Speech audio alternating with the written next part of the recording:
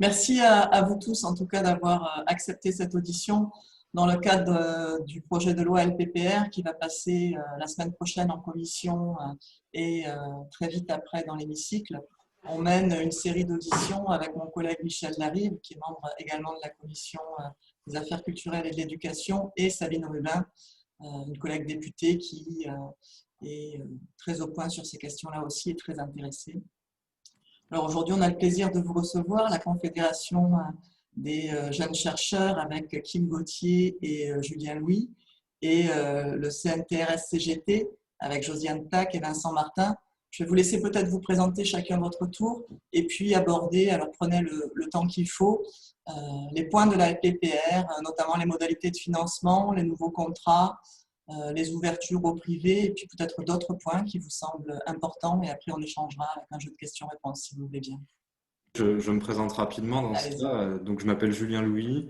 Je suis docteur en sciences politiques de l'Université de Strasbourg et je suis membre de la CJC à travers l'ANCNSP, qui est l'Association nationale des candidats au métier de la science politique et qui est donc une association membre de la CJC. Oui, bonjour, donc Vincent Martin, je suis membre de la FERC-SUP-CGT, c'est le syndicat CGT des établissements d'enseignement supérieur, c'est-à-dire que les universités. Merci, Madame Tac. Donc voilà, moi je suis Josiane Tac, je suis la secrétaire générale alors, du SNTRS-CGT. Donc il y a deux CGT ici, Vincent pour les universités et moi pour les organismes de recherche. Voilà, si on peut compléter. Pour la présentation, c'est tout. Merci, Madame Gauthier. Bonjour à tous et à toutes. Donc, je suis à la Confédération des jeunes chercheurs avec Julien Louis. Je suis la présidente cette année et en troisième année de doctorat, donc pour représenter les jeunes chercheurs en France. Voilà. Merci beaucoup en tout cas pour l'invitation. Merci à vous.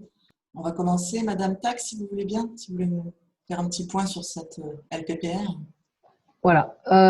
Donc, en fait, la LPPR, donc, elle va passer là au Parlement. Donc, ça fait un petit moment qu'on nous parle de cette PPR. Hein, ça remonte à janvier 2019, cette affaire-là. Après, il y a eu tout un tas d'échanges avec les organisations syndicales au sein de groupes de travail. Il y a eu 3 groupes de travail qui ont été nommés.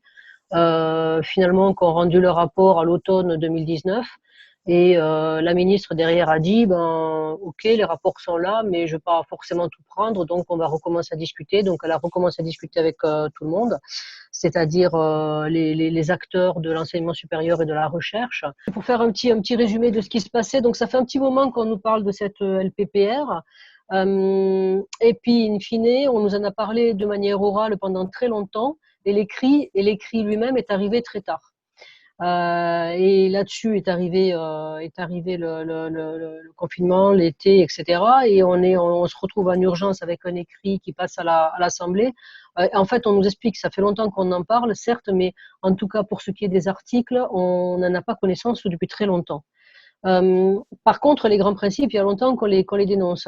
Lorsqu'on nous a demandé qu'est-ce qu'on pensait pour une loi de programmation pluriannuelle de la recherche, eh bien, on a donné un certain nombre d'éléments et, in fine, c'est tout le contraire de ce qu'on a demandé qui se met en œuvre. Enfin, franchement, c'est pas une caricature, hein, c'est une réalité. Donc, ce qui est intéressant, c'est qu'ils ont fait à peu près les mêmes constats que nous. Sur les constats, on arrive à s'entendre, mais sur les solutions, pas du tout. C'est terrible, parce que même hier après-midi, là, on était avec un député de En Marche, pareil, sur les constats, c'est un professeur d'université, sur les constats, il était assez d'accord avec nous. On était auditionnés en même temps que la FSU, mais alors par contre, sur les solutions, ils prennent tout ce qui existait et l'exacerbent. Donc, si je fais simple sur les choses de manière qui sont vraiment pour nous des casus belli, hein, c'est mettre tous les budgets sur la recherche sur projet via l'ANR. C'est pas possible. On demande du récurrent, ils veulent pas en mettre. Au mieux, ils mettront du préciput, 30% de préciput sur soit les labos, soit les établissements qui ont réussi les appels à projets. Mais du coup, on continue à arroser là où c'est arrosé. Et du coup, de toute façon, l'argent n'arrive que par fléchage. C'est idéologique chez eux. Il faut flécher l'argent. Parce qu'il faut le donner aux excellents, à des cibles bien précises, telles que l'innovation, comme on l'a pendant sur tout le texte, mais surtout pas pour l'avancée des connaissances. L'avancée du front des connaissances, c'est pas, pour eux, c'est pas l'objet. Donc, le problème, j'insiste là-dessus parce que quand on pointe là-dessus et qu'on voit tout à travers les appels à projets et les financements via les appels à projets, dérivent toutes les perversités qu'ils mettent derrière. J'en citerai quelques-unes. Le CDI de mission. Pourquoi on a un CDI de mission scientifique? Parce que le CDI de mission scientifique, eh bien, il va répondre à des recrutements suite à des appels à projets fructueux. C'est ça derrière. On va avoir les tenure track dans le cadre de l'excellence prônée et demandée. Et on génère et on entretient toute la précarité. Donc, nous avons des doctorants avec nous. Donc, on a demandé des postes de titulaires. C'est un gros mot, ça n'existe pas, ça n'est pas possible. Ça sera la titularisation de tenure track. Donc, en fait, la tenure track, c'est un stagiaire pendant 3 à 6 ans de la fonction publique avant d'être titularisé, si je caricature la chose, mais c'est un peu ça. Alors, on lui demande de faire ses preuves en tant que stagiaire pendant 3 à 6 ans. Et les postes titulaires, ils ne veulent pas en créer. Et ils disent dans leur texte, on maintiendra l'existant. Or, l'existant, ils savent pertinemment qu'il n'est pas correct, il est insuffisant. Donc, ils veulent mettre de l'argent, ils ne veulent pas mettre de postes de titulaires. Donc, in fine, qui va faire ce travail avec cet argent qui va être récupéré? Eh bien, ça sera encore les précaires. Puisqu'il n'y a pas d'alternative, puisqu'on ne rajoute pas des titulaires. Donc, on va effectivement augmenter les personnels via les CDI de mission scientifique, mais sûrement pas via des personnels qui ont vocation à être recrutés de manière pérenne et à pouvoir exercer leurs compétences et leurs qualifications tout au long de leur vie. Je ne vais pas monopoliser la parole, mais je voudrais quand même citer un exemple juste là-dessus. Après, je laisserai parce que je ne veux pas monopoliser, mais je peux parler 1 heure, donc c'est pour ça que je me maîtrise un peu. Donc, il n'y a aucune boîte privée, aucun patron privé n'est dans cette logique-là. Il faut quand même que ce soit le gouvernement qui soit. Je m'explique, dans cette logique-là. Je vais vous donner un petit exemple très simple. Nous sommes en crise sanitaire. Il y a eu du chômage partiel, etc. Il y a quelque temps, aux informations, il y avait le gérant d'un des grands hôtels parisiens, le Crillon ou je ne sais pas quoi, qui disait de toute façon, moi, mon personnel, même si mon établissement est fermé, j'ai vu avec mes actionnaires, je vais tous les garder parce qu'ils sont très qualifiés et je ne veux pas les perdre. Et qu'est-ce qu'on fait, nous, dans la recherche? Des personnels très qualifiés, au bout de 10 ans, 12 ans, on leur dit, c'est bon, vous avez fini le travail, passez donc à autre chose. Donc, même un système capitaliste ne propose pas ça, quoi. Donc voilà, c'est un exemple, en fait, c'est de l'idéologie, c'est de la pure idéologie, parce que l'argent, ils vont le mettre, mais ils ne veulent pas le mettre pour des postes de fonctionnaires, ils ne veulent pas le mettre pour le front de l'avancée des connaissances, ils ne veulent pas le mettre pour du récurrent, parce qu'ils sont dans un modèle idéologique. Et voilà, pour une introduction de pourquoi on est très fâché, et les tenure track, on est très fâché parce que c'est une remise en cause du statut et du recrutement de chercheurs et d'enseignants-chercheurs. Après, je pourrais aller dans du détail sur d'autres choses, mais je vais un petit peu laisser parler les autres collègues. Merci à vous. Madame Gauthier? C'est moi qui vais prendre la parole dans un premier temps et je laisserai la parole à Kim dans... Très bien, je vous en prie, allez-y, monsieur Louis. Alors, bon, tout d'abord, encore merci au nom de la CJC de nous entendre aujourd'hui. Cette audition, elle est importante pour nous, d'une part, car plusieurs articles de la LPPR concernent directement les jeunes chercheurs, d'autre part, car la concertation avec le ministère a été jusqu'alors d'une piètre qualité. La CJC se réjouit donc de cette occasion qui nous est donnée pour faire valoir notre position vis-à-vis du projet de loi et d'aborder les enjeux liés aux jeunes chercheurs. Donc, je vais d'abord parler des questions budgétaires proprement dites de la LPPR et ensuite, je laisserai la parole à Kim qui reviendra sur les chaires de professeurs juniors, sur le contrat doctoral en entreprise, sur le contrat de postdoc et les CDI de mission scientifique, avant de terminer avec l'article 7 de la LPPR qui porte sur l'accueil des jeunes chercheurs étrangers en France. Alors, sur les questions budgétaires tout d'abord, du point de vue de la CJC, l'enjeu d'une LPPR réussie consiste à donner les moyens aux 73 500 doctorantes et doctorants en France d'être financés pour leur recherche. Ce n'est pas le cas aujourd'hui, puisque moins de 3 doctorants sur 4 bénéficient d'un financement dédié à la réalisation de leur thèse, et cette proportion tombe à 1/3 seulement pour les doctorants inscrits dans les disciplines relevant des lettres, sciences humaines et sociales. En 2017-2018, pour donner un chiffre, sur les 16 000 et quelques nouveaux et nouvelles doctorants inscrits en thèse, seuls 11 000 étaient financés pour leur recherche. Cette proportion de financés, les financements sont à 1/3 via un contrat doctoral du ministère, 10% via une cifre, 10% via un organisme de recherche comme le CNRS et le reste par des collectivités territoriales, entre autres. Donc, au total, c'est 5 000 contrats qui manquent chaque année pour que tout doctorant démarrant un doctorat soit financé. C'est-à-dire, au total, 15 000 contrats doctoraux qui manquent, puisque chaque contrat dure 3 ans. Il faut quand même rappeler que ce sous-financement du doctorat, il provoque des effets délétères pour les doctorants non financés. Précarité matérielle, affaiblissement du caractère professionnel du doctorat, allongement de la durée des thèses, baisse d'attractivité du doctorat. Et il nous faut insister sur ce dernier point. Le nombre de doctorants en France, il diminue continuellement depuis 2009, avec une baisse de l'ordre de 10% du nombre de doctorants. Alors, que propose la LPPR pour remédier à cette situation quand même très préoccupante? Selon le rapport annexé au projet, la LPPR prévoit une hausse de 20% des contrats financés par le ministère, ainsi qu'un doublement du nombre de contrats CIFRE. Ça ne représente que 5 000 à 6 000 contrats supplémentaires sur les 15 000 qui sont nécessaires. Par conséquent, pour la CJC, le projet de LPPR, il ne se donne pas les moyens de ses ambitions. Il faut 15 000 contrats supplémentaires au cours de la période de programmation, dont 6 000 d'ici 2022 si la LPPR veut être crédible. Malheureusement, on est pour l'instant très peu confiant sur la volonté du gouvernement de s'engager dans une telle voie.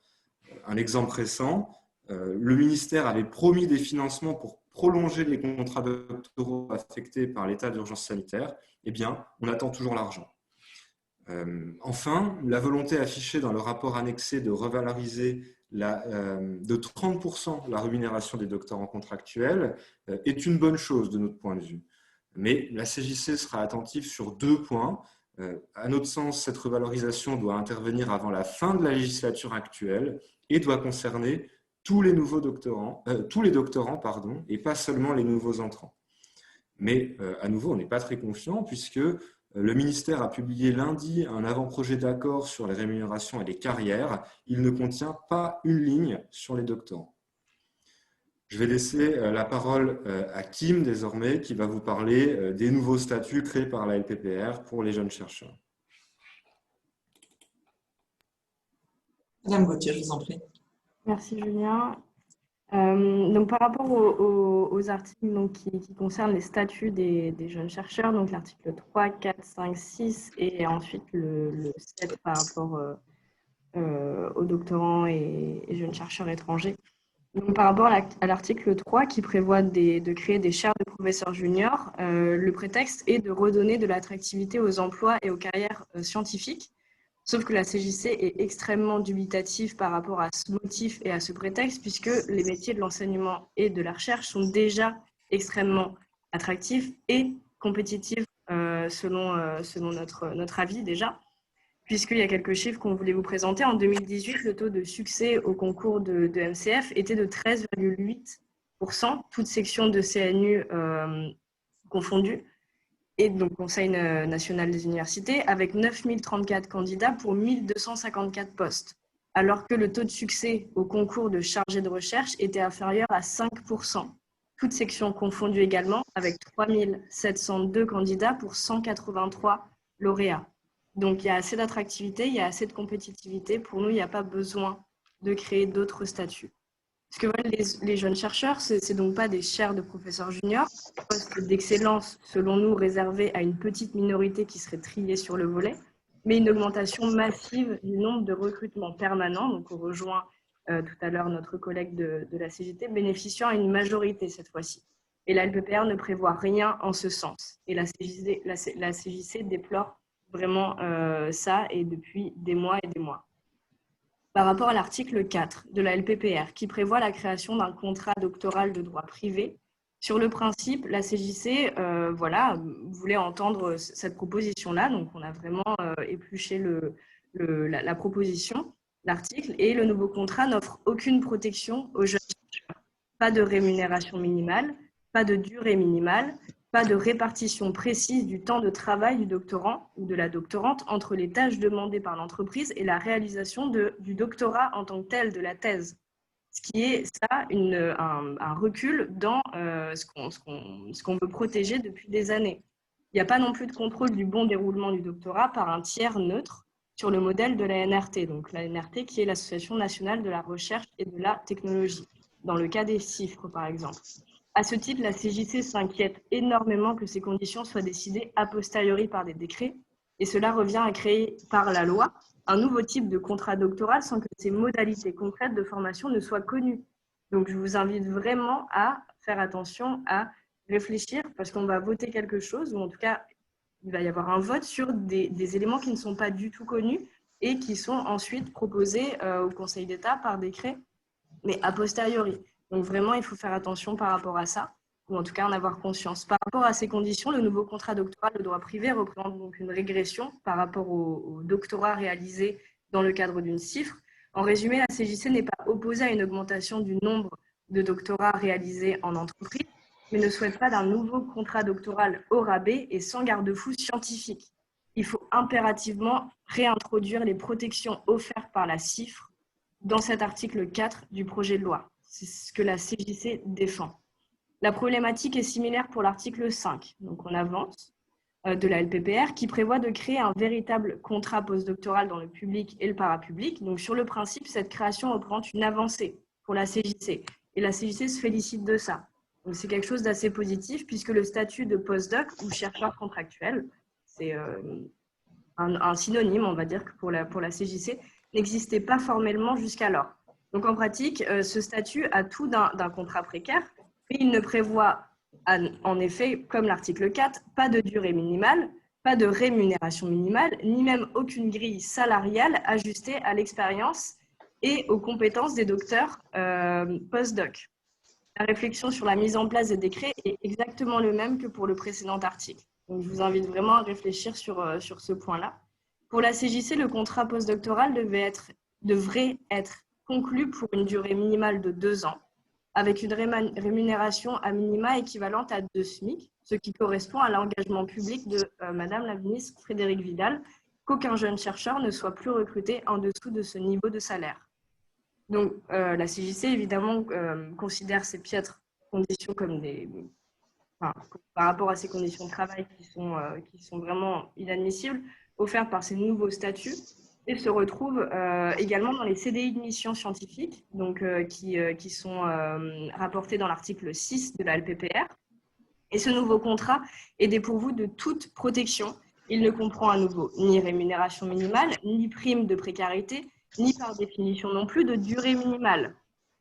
La CJC s'oppose à la création de ce nouveau contrat. Le CDI de mission scientifique est la promesse pour les jeunes chercheurs et chercheuses de rester dans une précarité à durée indéterminée entre l'obtention du titre de docteur et un potentiel recrutement permanent qui, rappelons-le, intervient aujourd'hui à 34 ans en moyenne. On la connaît et actuellement, la LPPR ne va rien faire pour la diminuer. La LPPR doit être aussi analysée selon ce qu'elle ne dit pas. Il y a un oubli important qui concerne, à notre sens, les enseignants vacataires, qui sont pour beaucoup des jeunes chercheurs et chercheuses inscrits et inscrites en doctorat ou qui sont des docteurs sans poste. Il ne s'agit pas d'un détail. Vraiment, j'attire votre attention ici. L'enseignement supérieur compte aujourd'hui 130 000 vacataires pour seulement 60 000 enseignants-chercheurs titulaires. Si la LPPR concerne en premier lieu les chercheurs et non les enseignants, de nombreux docteurs, doctorantes exercent comme vacataires pour financer leurs recherches, en l'absence d'un financement dédié pour leurs travaux et d'un poste permanent. La question des enseignants vacataires est donc également une question qui concerne les chercheurs et en particulier les jeunes chercheurs non titulaires. Pour donner un exemple concret de l'importance des vacataires, il suffit par exemple de se pencher sur le bilan social de l'Université de Montpellier, dont la rapporteuse générale de la LPPR, Danielle Hérin, qui fut la présidente. Ainsi, pour l'année 2018-2019, les enseignants vacataires ont réalisé 124 306 heures d'enseignement équivalent TD, ce qui représente 657 services de maîtres de conférences et maîtresses de conférences.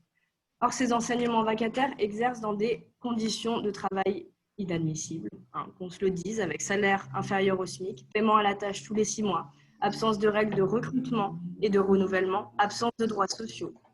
Pour faire la lumière sur ces conditions de travail désastreuses, votre collègue, Sabine Lurubin, avait proposé la création d'une commission d'enquête à ce sujet en 2019 et cette proposition, qui demeure actuellement et malheureusement encore lettre morte.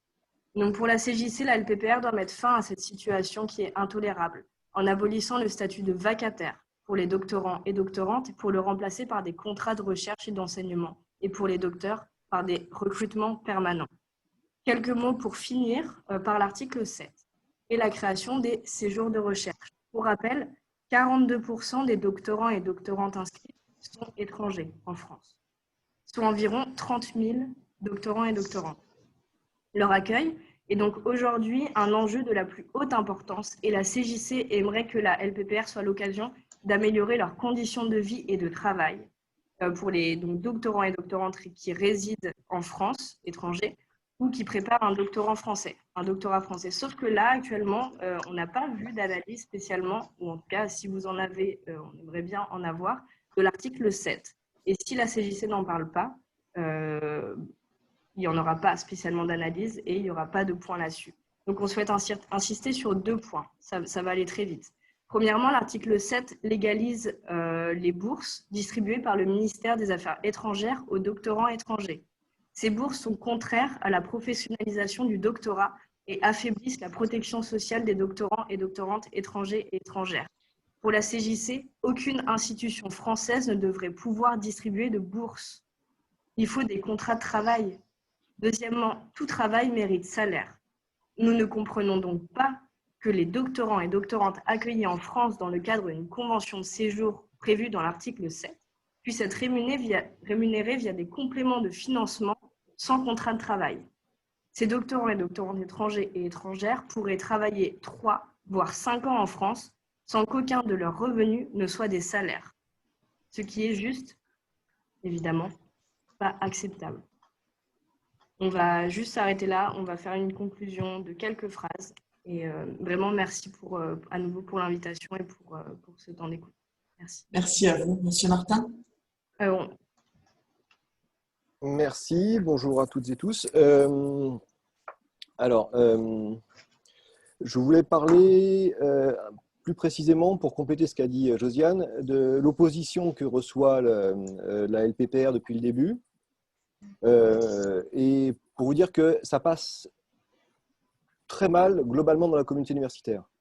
On a réussi avec les intersyndicales, CGT, FSU, FO, Sud, le comité de mobilisation, des organisations étudiantes très larges, à avoir une mobilisation jusqu'au 5 mars, qui a été un peu le point d'orgue de notre mobilisation, avec une manifestation à plusieurs milliers dans Paris, une assemblée générale de délégués qui s'est mise en place le vendredi et le samedi, avec un amphi à Nanterre qui était bien plein, on devait être 400 ou 500 sur place.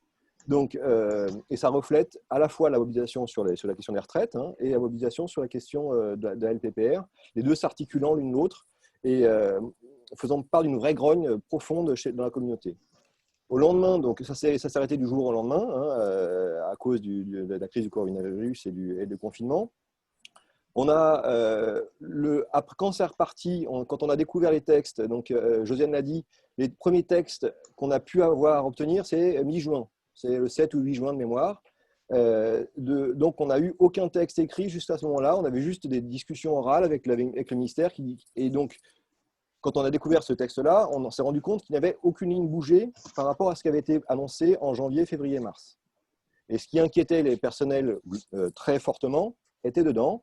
Et en particulier, le fait que, je ne sais pas si vous avez entendu parler de ça, mais le fait que les appels à projets ont contribué à ralentir la recherche sur la question médicale et en particulier sur la question des virus, ça a été, c'est honteux, quoi. C'est-à-dire qu'on a perdu sans doute environ 10 ans de recherche sur la question des virus, dont le coronavirus, parce que les appels à projets ont arrêté le financement des équipes qui voulaient s'en occuper. Et donc là, on voit concrètement où ça mène, cette politique d'appel à projets. Et le projet qui nous est sorti n'a changé en rien. Donc, c'est complètement inacceptable pour nous. On a mis en place, donc, dans des conditions très difficiles, des mobilisations, des manifestations, des rassemblements symboliques, qu'on pensait symboliques au départ, mais qui ne trouvaient pas si symboliques que ça, devant chaque instance. Et ce qui fait que la pression a pu être maintenue. Et vous savez que toutes les instances, et c'est notamment le 12 juin de mémoire, où il y a eu le premier rassemblement, on était 400 devant la Sorbonne, ce qui était, on n'y s'y attendait pas du tout. D'accord ? Donc la grogne est toujours là, et la colère des collègues est vraiment présente. Ça se traduit par le fait que dans les instances, il y a eu un rejet très important. La seule instance que le ministère a réussi à avoir un vote positif à quelques voix près, c'est le CNESER, après 20 heures d'audition, et dans des conditions ubuesques où le vote a eu lieu avec la moitié des membres présents partis, parce qu'il a eu lieu vers 6 heures du matin, hein, après une journée et une nuit d'audition. Donc, et la ministre allant négocier avec certains syndicats en cours de séance pour essayer d'obtenir un bout de signature. Bon, je passe. Après, au CT ministériel, ça a été un vote contre. Et au CT universitaire, c'est pareil. Il y a eu le vote très important du CESE, le Comité social et environnemental, où un avis qui a été porté par la CGT a été voté à la quasi-unanimité. Je crois que c'est de mémoire, c'est de l'ordre de 80 pour et 7 abstentions. Donc, il y a une vraie opposition. La vraie opposition universitaire se traduit par une réelle, par une opposition dans les instances. Alors, nous pensons que l'affaire n'est pas jouée et qu'on va continuer à reprendre les choses parce que, étant donné que la rentrée universitaire se fait dans des conditions terribles, on a de plus en plus d'étudiants sans moyens supplémentaires. Les rectorats nous poussent à ouvrir des formations, à accueillir de plus en plus d'étudiants chaque année après année. Et on ne sait pas comment faire. Il manque des locaux, il manque des postes en temps normal. Et aujourd'hui, c'est encore pire, évidemment, avec les conditions de rentrée actuelles. Donc, ce dont on a besoin, nous, c'est un plan d'urgence tout de suite. Là, on estime qu'il faudrait entre 50 et 100 000 personnels titulaires tout de suite. On estime à 110 000 personnels titulaires qu'il faudrait tout de suite. Et l'équivalent d'une ou deux universités en plus, réparties sur la France, évidemment, qu'il faudrait mettre en place maintenant. Donc, on en est loin. Ce qu'on dénonce, donc voilà pour le cadre un peu des collègues et de ce qui se passe. Donc la LPPR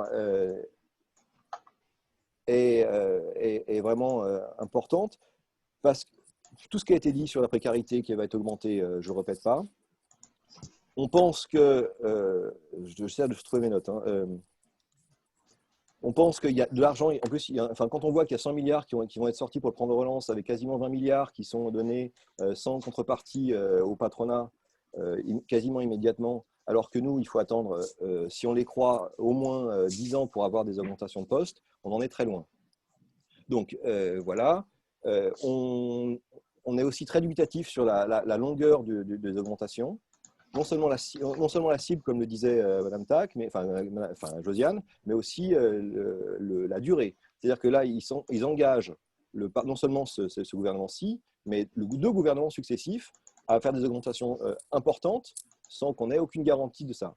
Et par ailleurs, les quelques points qui pourraient éventuellement être discutables dans la partie protocole qu'ils veulent nous imposer au niveau carrière et rémunération, les quelques points dont on pourrait discuter sérieusement, ils sont assortis systématiquement de précarisation de la rémunération, c'est-à-dire qu'ils mettent des primes du type PRIFCEP, qui sont des primes au mérite, et pour les personnels qui ne le subissent pas encore, et donc aussi limitation, disons que le type de recrutement pour les promotions serait objectivement et nécessairement, vu que comme il casse le cadre de fonction publique derrière avec la loi de transformation de fonction publique, il n'y a plus de CAP, il n'y a plus de CPE. Ça veut dire que les recrutements se font par les présidents d'université, les primes seront données par les présidents d'université, avec un manque de transparence et forcément un ciblage qui est loin de ce qu'on demande. Nous, on demande des augmentations pour tout le monde tout de suite. On a besoin d'argent pour ça. Donc, je finis sur ce cadre un peu général.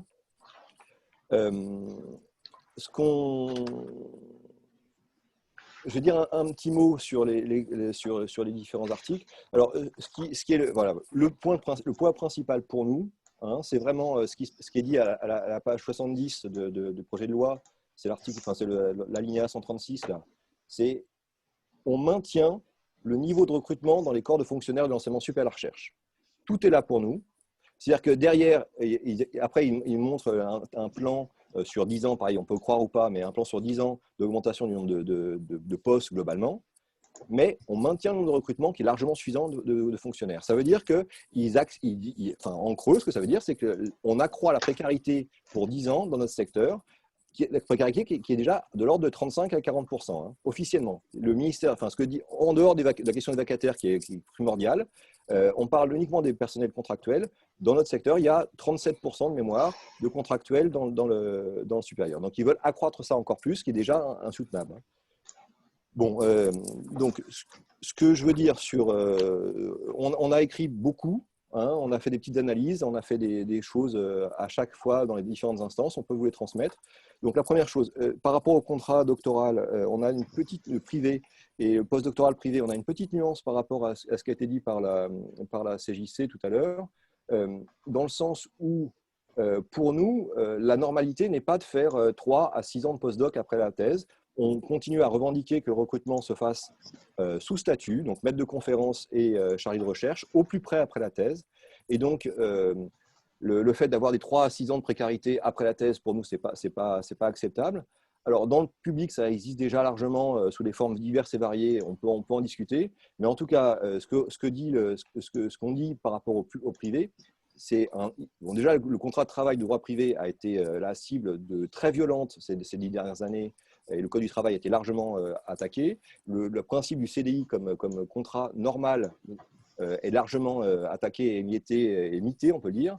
Mais là, affirmer un contrat de 3 ans de droit privé, ce n'est pas acceptable pour nous. Que ce soit pour le doctorat, le TTF très particulier, l'étendre au droit privé, c'est vraiment très compliqué. Et en postdoc, pour nous, ce n'est pas acceptable.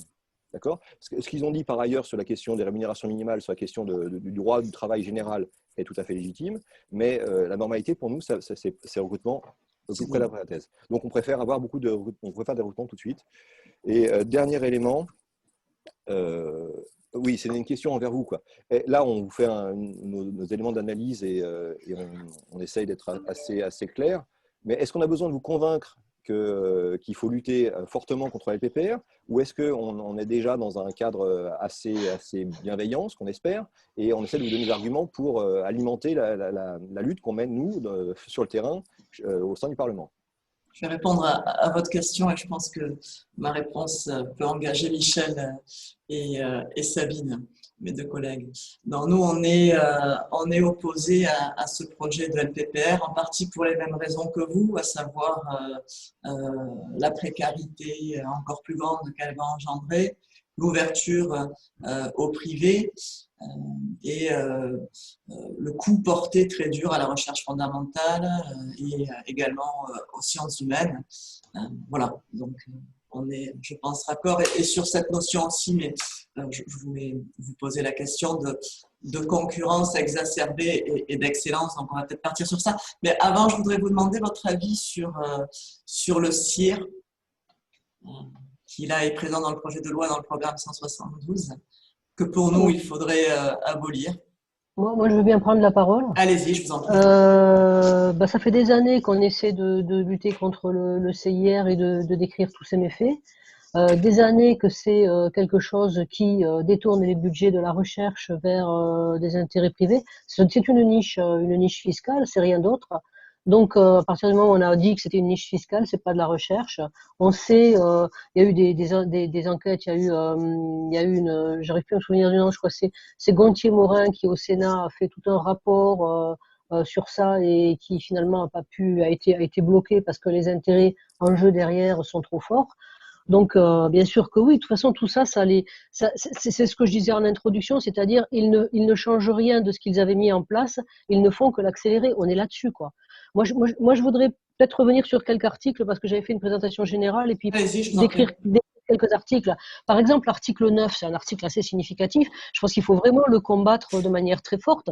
C'est l'article qui explique que on supprime toute limite d'âge pour ces Tout à messieurs, fait. généralement ce sont des messieurs, hein, En général, oui. les messieurs âgés qui pensent qu'ils sont indispensables et qui ont obtenu, en faisant du lobbying, satisfaction auprès de la ministre, parce qu'il s'agit bien de ça, pour en fait suppression totale de De limites l'âge limite. l'âge limite de départ à la retraite si ils ont décroché un contrat, un projet européen. Et c'est complètement hallucinant, quoi. Et je me souviens de la ministre, on l'avait rencontrée à ce moment-là, elle revenait de Chine, c'était je sais pas quand, il y a longtemps, et il y avait un de ces messieurs-là qu'elle avait rencontré en Chine, qui avait dit, vous comprenez, moi j'étais obligée de m'exiler parce qu'en France j'avais un projet européen et je pouvais pas le continuer, donc j'ai dû tout abandonner. Puis les Chinois ils me veulent bien, je vais continuer mon travail en Chine. Donc elle avait trouvé ça pas normal et du coup c'est passé. Ils avaient mis une borne, je crois, à 72, 74 ans, je sais plus. Et maintenant c'est nos limites, quoi. Mais C'est ça. ce texte-là, c'est nos limites en fait. C'est-à-dire, en gros, on pourrait dire, passer les bornes, il n'y a plus de limite. Et ça, c'est l'exemple même. C'est l'exemple même, quand même, d'attaque frontale envers le droit du travail, quand même. Se permettre de dire qu'il n'y a pas de limite d'âge pour partir à la retraite, je sais pas, il va falloir qu'on l'attaque quand ça sera. Il faut l'attaquer, ça, c'est pas. Bon, bref, j'espère bien que les députés arriveront à faire sauter ça, parce que c'est vraiment parmi les choses inadmissibles. Il y a aussi, au niveau de l'article 13, Oui, du titre 3. j'allais vous en parler. Voilà. Des passerelles qui se multiplient entre la recherche publique et les entreprises. Voilà, allez-y. Voilà. Donc la loi Allègre ne leur suffit pas. Donc pareil, toujours pareil, on en met une couche Mais du supplémentaire. coup, Donc, je voudrais bien l'avis des autres après aussi sur ces deux points. Je vous en prie, allez-y.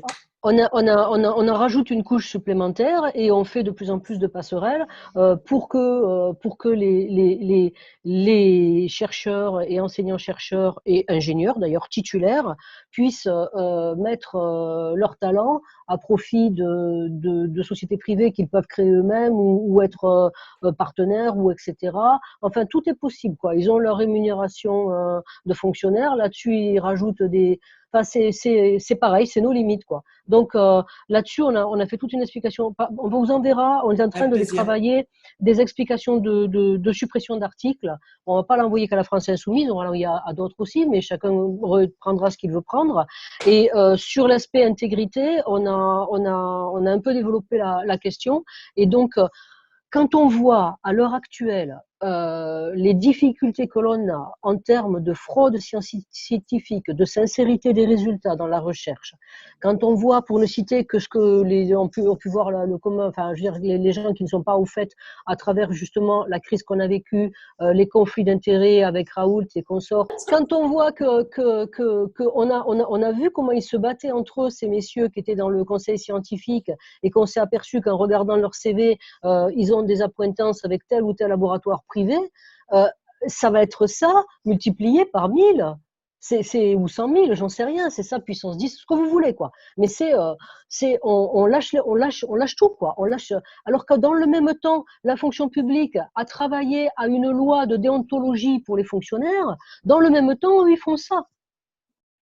Donc, et voilà, et on comprend mieux pourquoi ils veulent nous sortir du statut de fonctionnaire avec des CDI de mission, parce qu'on les en quelque part, mais complètement, parce qu'on est là pour, parce que le statut de fonctionnaire, c'est pas parce qu'on est fonctionnaire à vie avec paye à vie, mais c'est parce qu'on est censé avoir ce statut-là, est censé être protecteur pour nous permettre d'être libre, critique, et dans la recherche, il n'y a rien de tel que de ne pas être soumis à tel ou tel intérêt économique.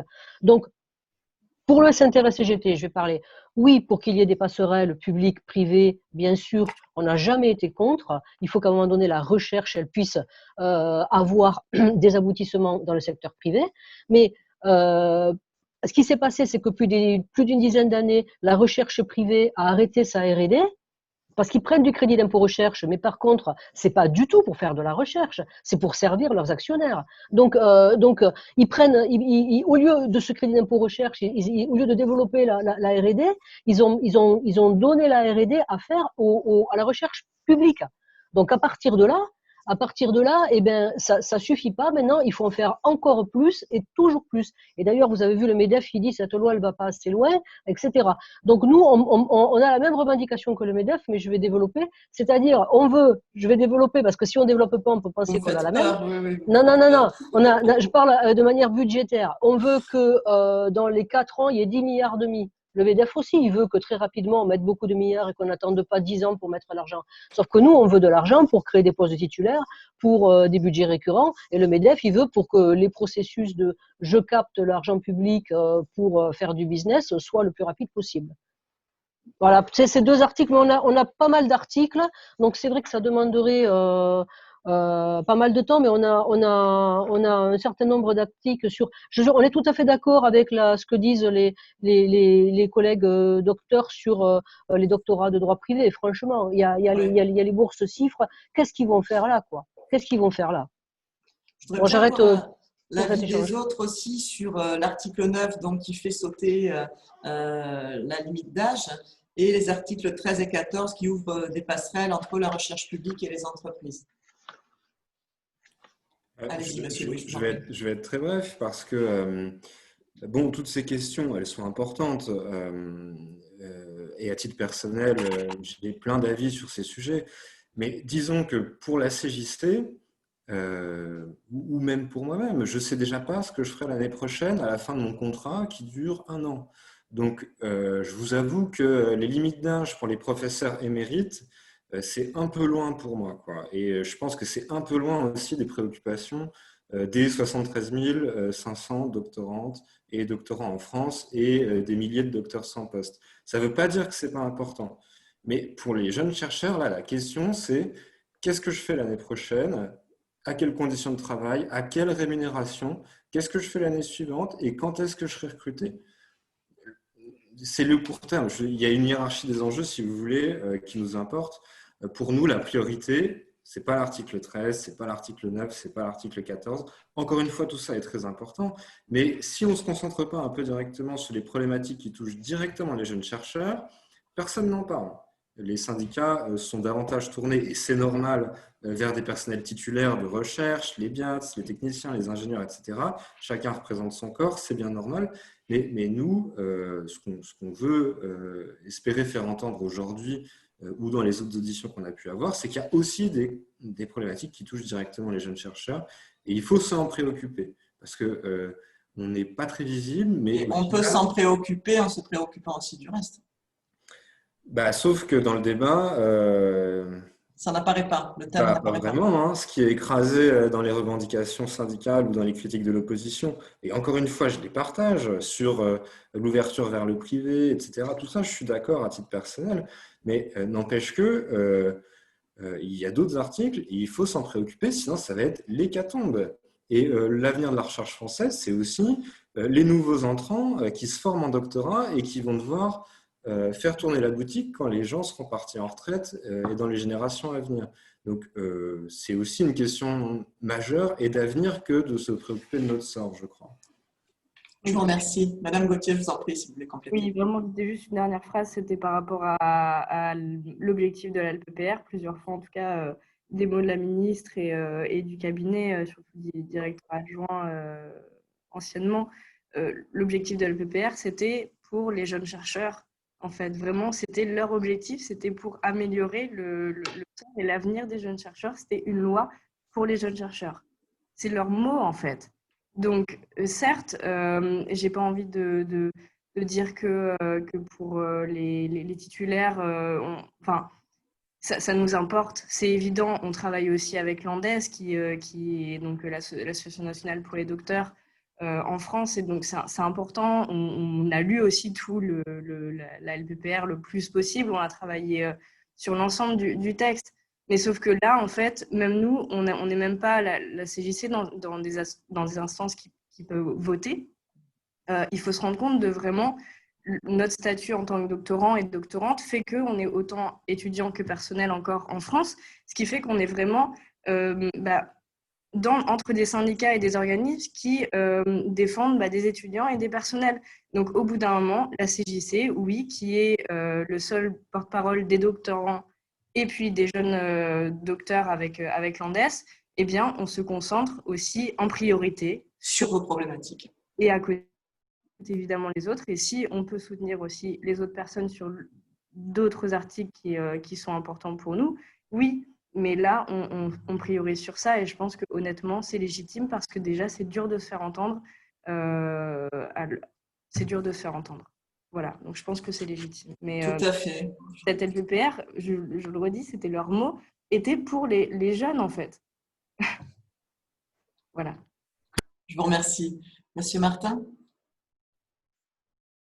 Alors, ce n'est pas le lieu de savoir quel type de champ on défend. Nous, à la CGT, on syndique aussi les doctorants qui sont salariés et on veut que tous les doctorants puissent avoir un contrat. Donc, de ce point de vue-là, je pense qu'on est raccord, il n'y a pas de souci. Sur l'article 9 et 13-14. On est raccord avec Josiane, il n'y a pas de souci. SNTRS et FercSup. Je ne pense pas que ce soit les articles les plus fondamentaux du contenu de la loi. Pour moi, le contenu de la loi, c'est essentiellement 0 poste, l'augmentation du budget linéaire et les tenure track qui sont, on le dit, on le répète, je pense que c'est crucial, c'est la fin à terme du recrutement en maître de conf et en CR. C'est la fin de l'échelon en tant que chercheur statutaire ou ancien chercheur statutaire à terme. Avec un recrutement d'un quart, ils ont dû baisser parce que il y avait trop de pression. Pour rappel, au CT ministériel, il y a eu un vote unanime contre cet article de demande. Enfin, non, c'est la motion numéro 2. Là, le CT ministériel demande la suppression de l'article 3 instituant les tenure track, unanimité 14 voix. Donc tous les syndicats sont d'accord pour dire que ce n'est pas la solution. Enfin, ça n'apporte rien. Donc, et nous, on pense qu'à terme, c'est plus de CR, plus de maîtres de conf, de la même façon qu'ils l'ont fait à Orange, qu'ils sont en train de le faire à la Poste, qu'ils vont le faire à la SNCF. C'est un moyen pour eux de vider les gens sur statut en recrutant des précaires. Donc, on ne peut pas accepter ça. Et c'est pour ça que la LPPR, et c'est crucial. Après, l'article 13 et 14 sont importants aussi. Le pantouflage et disons, les conflits d'intérêts qui sont sans limite, on peut pas, c'est pas acceptable non plus, quoi. J'ai fini. On se rend compte avec ce projet de loi, effectivement, qu'il y a une idéologie qui, pour le coup, elle mérite d'être claire. C'est la Startup Nation, voilà, déclinée au niveau du monde de la recherche, avec comme valeur l'excellence, la méritocratie. Alors ça, ce sont leurs mots. En réalité, ça engendre quoi? Ça engendre encore plus de précarité. C'est intéressant votre réflexion sur les mots parce que ça fait 1 ou 2 ans que j'ai la même réflexion et je vois que beaucoup de personnes auditionnées ont la même réflexion. Ils emploient des mots. Alors des fois, on se demande si on donne le même sens aux mots qu'eux. On a vu pendant la crise de la Covid une certaine prise de conscience sur les nationalisations, sur le retour au collectif, sur la recherche fondamentale, la recherche publique, etc. et qui se traduit dans un texte complètement hallucinant, encore pire que le précédent, dans la précarisation, dans la concurrence, dans l'ouverture au privé et qui flingue encore plus la recherche fondamentale. Je ne sais pas, peut-être qu'on ne met pas le même sens sur les mots que ces gens du gouvernement. Et l'avenir de la jeunesse, quand même, il y a une part derrière, c'est toutes les qualifications qui sont perdues pour tous les gens qui ont envie de faire un peu de science, quoi, au sens large. C'est assez logique aussi avec l'individualisme aussi qui se développe et qu'il préconise et ça amène à des situations assez terribles. Moi, je voudrais votre avis sur la place de la recherche fondamentale et des sciences humaines et ce qu'il faudrait faire si on avait les manettes pour la LPPR pour changer un peu cette vision-là. Il est normal que l'État ou que les parlementaires fixent un peu des axes clés de recherche, mais pas tous. Et on a quand même l'impression que les thématiques ouvertes à la recherche sont de plus en plus étroites. Madame Gauthier. Oui, après je ne sais pas si Julien, tu voulais… Mais tout le monde pourra parler. Non, après, par rapport au SHS, évidemment que je suis personnellement sensibilisée là-dessus puisque c'est mon domaine de recherche et donc je vois beaucoup de personnes qui n'ont pas de financement, qui doivent travailler à côté, alors que pour moi, le doctorat est un travail à plein temps. Donc, c'est assez particulier comme vision des choses. Et donc, évidemment, ça fait plusieurs années qu'on travaille avec le ministère pour leur proposer un plan vraiment qui soit faisable de fléchage pour les SHS, de contrats, de réinjection par rapport au financement, essayer de travailler avec les universités, les directeurs d'établissements, directrices pour essayer comment dire, oui, enfin, c'est vraiment une histoire de flécher, c'est-à-dire, mais en fait, je crois qu'il y a aussi toujours un problème de sémantique, dans le sens où, par rapport aux sciences, vraiment, hein, et puis c'est une histoire de sémantique où la problématique vient aussi du ministère, où pour ces personnes-là, sciences, eh bien, SHS, c'est pas spécialement des sciences. Donc, c'est-à-dire que la personne peut nous dire, donc soit vous êtes en sciences, soit vous êtes en SHS. Sauf que par principe, SHS, c'est sciences humaines et sociales.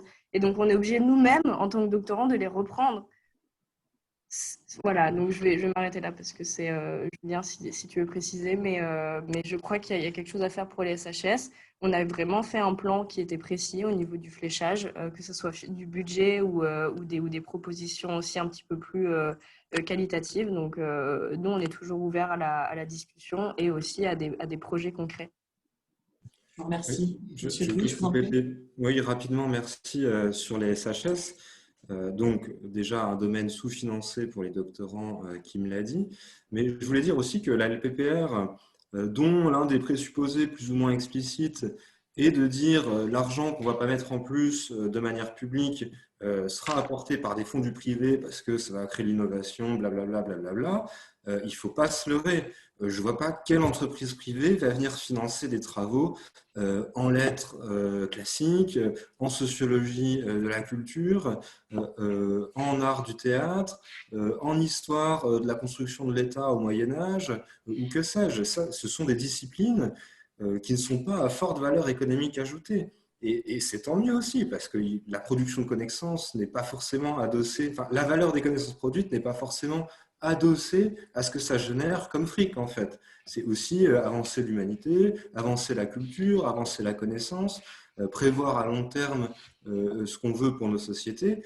Tout ça, c'est des choses qui ne sont pas nécessairement monétisables, mais qui sont pour autant indispensables. Donc une LPPR qui part du présupposé que les 3% de PIB consacrés à la recherche vont être atteints parce que les entreprises un beau jour vont se réveiller et vont financer des recherches, c'est illusoire pour les SHS et pour les lettres et les sciences de la société en général. Ça ne va pas marcher, donc on est en train de couler, c'est clair et net. Je vous remercie. Monsieur Martin, vous voulez compléter, puis Madame Tac? Oui, je suis à peu près d'accord avec ce qui vient d'être dit. Pour compléter, c'est qu'il y a quand même de la SHS qui est dite utile et qui, elle, trouve du financement. Quand on voit le MIT, comment s'appelle le truc à Toulouse, là, le MIT, ils appellent ça, oui, donc l'Institut toulousain d'économie, eux, ils ont des financements. Voilà, merci. Eux, ils ont des financements et importants. De la même façon que certaines sciences sociales ont du financement. C'est celles qui visent à étudier l'entreprise. Ce n'est pas notre vision de l'entreprise, hein, mais il y a des centres de sciences humaines qui trouvent à se financer. Nous, ce qu'on déplore, c'est qu'avec un financement qui est sur appel à projet, avec un verrouillage qui peut être parfois politique très dur, hein, en économie, il y a une guerre ouverte au sein même du CNU entre les orthodoxes et ceux qui essaient d'être non orthodoxes, c'est juste être ouvert de ce point de vue-là. On a une vraie difficulté. Et c'est des questions qui sont des questions politiques fondamentales. Et on ne pense pas qu'une politique d'appel à projet, en ne passant pas par des financements récurrents, on ne pense pas que ça va aider à ouvrir la science et à permettre à chaque discipline, sous-discipline, de vivre. Ça me semble évident que l'exemple qui a été cité par Julien, M. Julien tout à l'heure, ils trouveront peu à financer. Et donc, pour nous, c'est vraiment les appels à projets vont à l'encontre de la politique de financement des laboratoires et des universités, des financements récurrents. Merci, Madame Tac.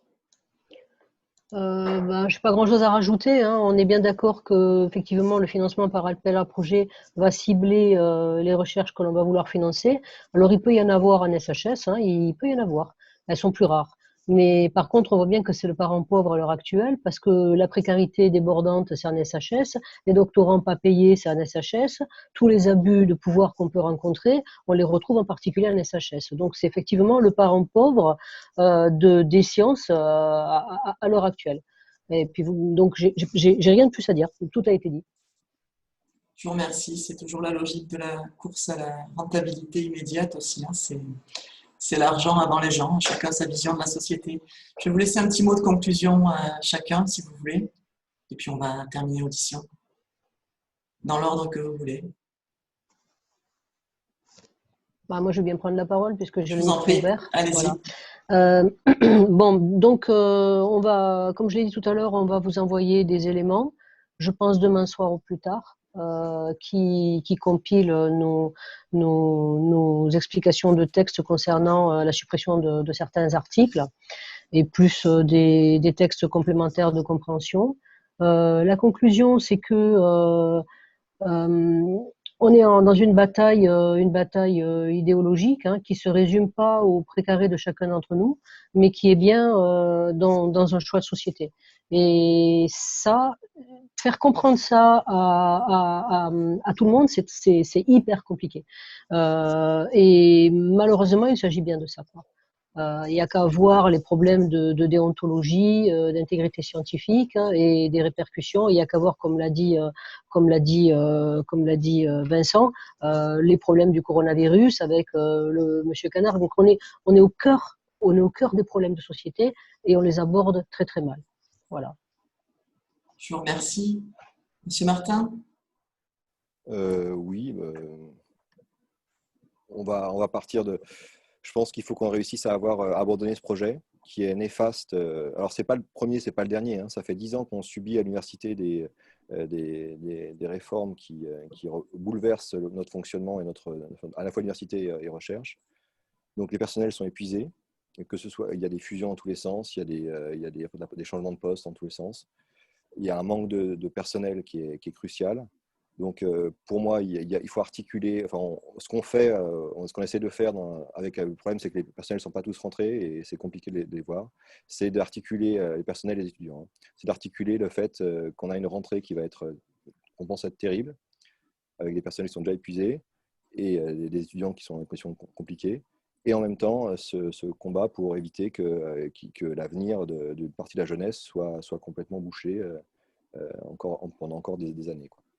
Voilà, donc on va sans doute appeler, il y a une réunion du comité de mobilisation et d'intersyndicale qui a lieu le 7 et le 8 septembre, 8 et 9, je ne sais plus exactement, et on va essayer d'embrancher sur une journée de mobilisation par la suite, et notamment la semaine de la rentrée donc, au Parlement, là, le 21 septembre, on va essayer de faire en sorte qu'il y ait une mobilisation, avec toutes les difficultés qu'on a avec ces conditions très particulières. Je vous remercie. Monsieur Louis? Je vais laisser la parole à Kim plutôt. Madame Gauthier, je vous en prie. Pardon, j'ai eu un problème de son. Oui, donc pour conclure, merci à nouveau de nous avoir écoutés aujourd'hui. Voilà, on souhaite juste conclure et insister sur 3 conditions qui permettraient à l'LPPR de soutenir vraiment les jeunes chercheurs. La première, c'est que la LPPR doit permettre à chaque doctorant et doctorante d'être financé pour sa recherche à nouveau. Et puis si Madame la ministre a besoin d'aide pour tout ce qui est calcul, essayer de la soutenir pour mieux orienter le choix du nombre de contrats. En tout cas, on l'aidera pour ça, sans que cela passe évidemment par une réduction du nombre de doctorants et doctorantes, mais bien par une augmentation des moyens. Deuxièmement, donc, elle doit offrir aux jeunes chercheurs et chercheuses des statuts qui soient protecteurs et des conditions de travail qui soient décentes. Troisièmement, elle doit prévoir une augmentation du nombre des recrutements permanents pour mettre fin à la précarité qui est, selon nous, intolérable des jeunes chercheurs et chercheuses et aux souffrances qui en résultent dans notre milieu. Et voilà, on les côtoie tous les jours, donc c'est vraiment affreux de vivre ça au quotidien. Et donc, ça a ces 3 conditions seulement pour prétendre être une loi ambitieuse, ou pour la recherche française, ou en tout cas qu'on pourra éventuellement revoir notre avis dessus, et dans laquelle les jeunes chercheurs et chercheuses pourront occuper une place importante dans le même temps. Donc vraiment, en tout cas, les jeunes chercheurs et chercheuses sont une majorité qui sont silencieuses en France. Et on vous remercie vraiment pour votre attention. Et voilà, en tout cas, on reste disponible pour d'autres échanges ultérieurs, même après les votes qui auront lieu mi-septembre. Et puis voilà, on vous propose vraiment de retourner voir les CP, enfin les communiqués de presse qu'on vous avait envoyés il y a quelques jours. Et puis, il y en a un autre qui va sortir sur l'article 7, justement, qu'on a vraiment travaillé pendant des jours et des jours, et qui est important pour nous sur les doctorants et doctorantes étrangères et étrangères. Voilà, donc merci encore. Et puis voilà, c'était un bon moment d'échange. Merci à vous tous. C'est important aussi pour nous d'entendre directement les acteurs concernés. N'hésitez pas à nous envoyer des éléments comme vous l'avez suggéré. On est preneurs et même effectivement après parce que le combat continue sur la durée. Merci à vous tous. Bon courage et à bientôt. Merci beaucoup. Merci beaucoup pour cet échange. Au revoir. Au revoir. Au revoir.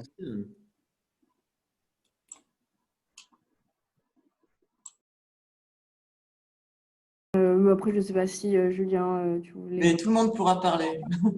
Non, bah après, par rapport au SHS, évidemment que je suis personnellement sensibilisée là-dessus puisque c'est mon domaine de recherche. Et donc, je vois beaucoup de personnes qui n'ont pas de financement, qui doivent travailler à côté, alors que pour moi, le doctorat est un travail à plein temps. Donc, c'est assez particulier comme vision des choses. Et donc, évidemment, ça fait plusieurs années qu'on travaille avec le ministère pour leur proposer un plan vraiment qui soit faisable de fléchage pour les SHS, de contrats, de réinjection par rapport au financement, essayer de travailler avec les universités, les directeurs d'établissement, directrices pour essayer comment dire, oui, enfin, c'est vraiment une histoire de flécher, c'est-à-dire, mais en fait, je crois qu'il y a aussi toujours un problème de sémantique, dans le sens où, par rapport aux sciences, vraiment, hein, et puis c'est une histoire de sémantique où la problématique vient aussi du ministère, où pour ces personnes-là, sciences, eh bien, SHS, c'est pas spécialement des sciences. Donc, c'est-à-dire que la personne peut nous dire, donc soit vous êtes en sciences, soit vous êtes en SHS. Sauf que par principe, SHS, c'est sciences humaines et sociales. Et donc, on est obligé nous-mêmes, en tant que doctorants, de les reprendre. Voilà, donc je vais m'arrêter là parce que c'est Julien, si tu veux préciser, mais je crois qu'il y a quelque chose à faire pour les SHS. On a vraiment fait un plan qui était précis au niveau du fléchage, que ce soit du budget ou des propositions aussi un petit peu plus qualitatives. Donc, nous, on est toujours ouvert à la discussion et aussi à des projets concrets. Je vous remercie. Je peux compléter. Oui, rapidement, merci sur les SHS. Donc déjà un domaine sous-financé pour les doctorants qui me l'a dit, mais je voulais dire aussi que la LPPR, dont l'un des présupposés plus ou moins explicites est de dire l'argent qu'on ne va pas mettre en plus de manière publique sera apporté par des fonds du privé parce que ça va créer l'innovation, blablabla, blablabla. Il ne faut pas se leurrer. Je ne vois pas quelle entreprise privée va venir financer des travaux en lettres classiques, en sociologie de la culture, en art du théâtre, en histoire de la construction de l'État au Moyen-Âge, ou que sais-je. Ce sont des disciplines qui ne sont pas à forte valeur économique ajoutée. Et c'est tant mieux aussi, parce que la production de connaissances n'est pas forcément adossée, enfin, la valeur des connaissances produites n'est pas forcément adossée à ce que ça génère comme fric, en fait. C'est aussi avancer l'humanité, avancer la culture, avancer la connaissance, prévoir à long terme ce qu'on veut pour nos sociétés. Tout ça, c'est des choses qui ne sont pas nécessairement monétisables, mais qui sont pour autant indispensables. Donc une LPPR qui part du présupposé que les 3% de PIB consacrés à la recherche vont être atteints parce que les entreprises un beau jour vont se réveiller et vont financer des recherches, c'est illusoire pour les SHS et pour les lettres et les sciences de la société en général. Ça ne va pas marcher, donc on est en train de couler, c'est clair et net. Je vous remercie. Monsieur Martin, vous voulez compléter, puis Madame Tac? Oui, je suis à peu près d'accord avec ce qui vient d'être dit. Pour compléter, c'est qu'il y a quand même de la SHS qui est dite utile et qui, elle trouve du financement. Quand on voit le MIT, comment s'appelle le truc à Toulouse, là, MIT, ils appellent ça, ouais, donc l'Institut Toulouse, toulousain d'économie, eux, Toulouse ils ont des School of financements. Economics. Voilà, merci. Eux, ils ont des financements et importants. De la même façon que certaines sciences sociales ont du financement. C'est celles qui visent à étudier l'entreprise. C'est pas notre vision de l'entreprise, hein, mais il y a des sortes de sciences humaines qui trouvent à financer. Nous, ce qu'on déplore, c'est qu'avec un financement qui est sur appel à projet, avec un verrouillage qui peut être parfois politique très dur, hein, en économie, il y a une guerre ouverte au sein même du CNU entre les orthodoxes et ceux qui essaient d'être non orthodoxes, c'est juste être ouvert de ce point de vue-là. On a une vraie difficulté. Et c'est des questions qui sont des questions politiques fondamentales. Et on ne pense pas qu'une politique d'appel à projet, ne passons pas par des financements récurrents, on ne pense pas que ça va aider à ouvrir la science et à permettre à chaque discipline, sous-discipline, de vivre. Ça me semble évident que l'exemple que tu as cité par Julien, M. Julien tout à l'heure, ils en trouveront peu à financer. Et donc, pour nous, c'est vraiment les appels à projets vont à l'encontre de la politique de financement des laboratoires et des universités, des financements récurrents. Merci, Madame Tac. Je n'ai pas grand-chose à rajouter, hein. On est bien d'accord que effectivement le financement par appel à projet va cibler les recherches que l'on va vouloir financer. Alors il peut y en avoir en SHS, hein, il peut y en avoir. Elles sont plus rares. Mais par contre, on voit bien que c'est le parent pauvre à l'heure actuelle parce que la précarité débordante, c'est en SHS, les doctorants pas payés, c'est en SHS, tous les abus de pouvoir qu'on peut rencontrer, on les retrouve en particulier en SHS. Donc c'est effectivement le parent pauvre des sciences à l'heure actuelle. Et puis donc j'ai rien de plus à dire, tout a été dit. Je vous remercie. C'est toujours la logique de la course à la rentabilité immédiate aussi, hein. C'est l'argent avant les gens, chacun sa vision de la société. Je vais vous laisser un petit mot de conclusion à chacun, si vous voulez, et puis on va terminer l'audition. Je vais bien prendre la parole puisque j'ai le vous en micro prie, ouvert. allez-y. Voilà. Bon, donc on va, comme je l'ai dit tout à l'heure, on va vous envoyer des éléments, je pense demain soir ou plus tard, qui compilent nos explications de texte concernant la suppression de certains articles et plus des textes complémentaires de compréhension. La conclusion, c'est que on est dans une bataille idéologique, hein, qui se résume pas au précaré de chacun d'entre nous, mais qui est bien dans un choix de société.